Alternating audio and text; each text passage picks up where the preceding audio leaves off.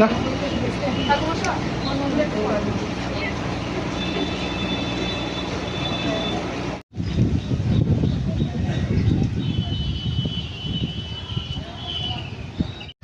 কালকে আরেকজনের অ্যালার্জি উঠছে, সারা রাত তো ঘুমাইতে পারছে না। ভাই এবার লাড্ডু খাইতাম না।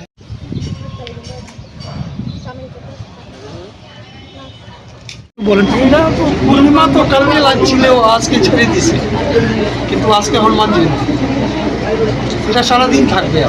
আজকে সারাদিন থাকবে। কি কি নিয়ম কারণ হচ্ছে আজকে এখানে? বিশেষ পূজা কিছু হয়েছে কি?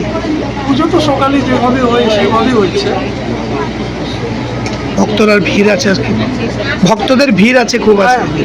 ভিড় তো থাকে সব প্রতি বছর।